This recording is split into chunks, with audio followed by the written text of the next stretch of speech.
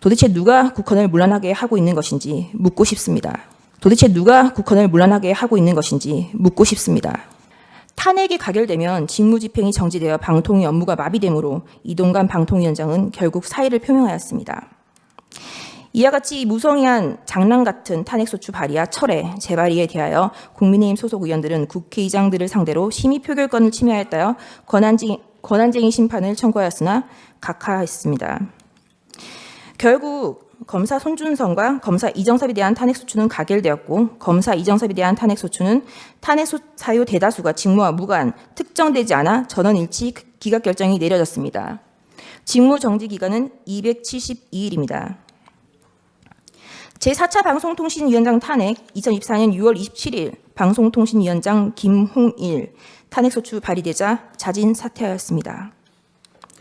제4차 검사 탄핵 2024년 7월 2일 검사 박상용, 검사 강백신, 검사 엄희준, 검사 김영철에 대하여 탄핵소추 발의가 있었습니다. 검사 강백신은 이재명에 대한 대장동, 백현동 사건을 수사한 검사입니다. 검사 엄희준은 이재명에 대한 대장동, 백현동 사건을 수사하고 이재명에 대한 구속영장 청구를 한 검사입니다. 검사 김영철은 민주당 전당대회 돈봉투 사건을 수사한 검사입니다. 검사 박상용은 쌍방울 대북송금 사건의 수사검사입니다. 검사 박상용의 탄핵소추 사유입니다. 민원인 대기실 바닥에 설사를 하고 벽에 대변을 발랐다. 이화영에 대하여 이 보이는 영상 녹화실에서 연어회와 종이컵에 소주를 따라주고 진술을 회유하였다. 이재명에 대한 대북송금이 표적수사라는 것, 그리고 그것이 탄핵소추 사유였습니다. 당연히 이화영의 주장은 항소심에서 모두 배척되었습니다. 2024년 7월 25일 제5차 방송통신위원장 직무대리 이상인에 대한 탄핵소추가 발의되었고 다음 날 사의를 표명하였습니다. 이진숙은 2024년 7월 30일 방송통신위원장에 취임을 하였고 그 다음 날 탄핵소추가 발의되었습니다. 단 이틀 일하였는데 헌재는 4대4로 기각을 하였고 직무정지기간은 174일입니다. 문재인 정권의 사드 고위지원 및 2급 비밀을 중국에 유출한 간첩행위를 감사하는 것을 표적감사라고 민주당은 비난을 하였습니다. 그러다가 2024년 12월 2일 독립된 헌법기관인 감사원장에 대한 탄핵을 발의하였습니다. 그리고 같은 날 검사 최재훈, 검사 이창수, 검사 조상원에 대하여 탄핵소추를 발의하였습니다. 그리하여 하루 뒤 그 다음 날 대통령은 2024년 12월 3일 비상계엄을 선포하였습니다.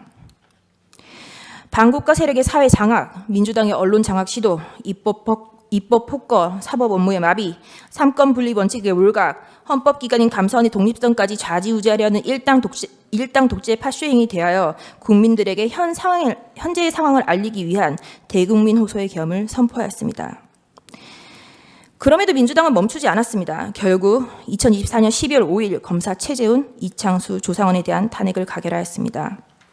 그리고 감사원장 체제에 대해서도 탄핵을 가결하였습니다. 감사원장의 탄핵 사유는 구체적으로 특정되지조차 않았고 검사 3인에 대한 탄핵소추 사유도 모호하다고 지적을 받았습니다. 2024년 12월 4일 피청구인에 대하여 1차 탄핵을 발의하였고 그 사유 중 일부는 중국, 러시아를 적대시하고 일본 중심의 기이한 외교정책을 고집한다라는 것이었습니다.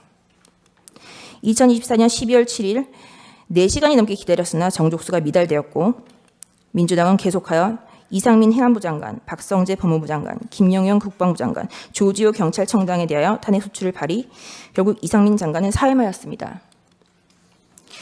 대통령에 대한 탄핵이 쉬이 이루어질 것 같지 않자 한동훈에 대한 체포설, 정치인에 대한 체포설, 판사에 대한 체포설이 난무하기 시작하였습니다. 2024년 12월 12일 대통령에 대한 두 번째 탄핵소추가 발의되었습니다. 그리고 체포설만 가지고 부족하자 2024년 12월 13일 김어준이 한동훈에 대한 사살설을 터뜨렸습니다. 우리는 모두 이 뉴스가 이제는 가짜인 것을 압니다. 결국 2024년 12월 14일 대통령에 대한 탄핵소추가 가결되었고 헌법재판관이 임명하지 않는다는 이유로 한덕수 국무총리를 탄핵하였습니다. 그리고 최상목 권한대대행에 대하여 각종 사유로 탄핵 카드를 꺼내고 있는 것을 국민 여러분들은 지켜보고 있을 것입니다. 부끄러움을 모르는 자들은 민주당 노종면 원내대변인은 2024년 12월 23일 국무위원 총 16명 중 5명만 더 탄핵하면 국무회의 의결을 못하니 법안이 자동으로 발효된다라는 발언을 하기도 하였습니다. 또한 민주당은 2025년 2월 20일 헌법재판관의 후임자가 임명되지 못하는 경우 기존 재판관의 임기를 자동으로 연장하는 내용의 법안을 발의하였습니다. 헌법재판관의 임기는 6년으로 헌법 제112조 제1항에 명시적으로 규정하고 있습니다. 도대체 누가 국헌을 문란하게 하고 있는 것인지 묻고 싶습니다. 도대체 누가 국헌을 문란하게 하고 있는 것인지 묻고 싶습니다.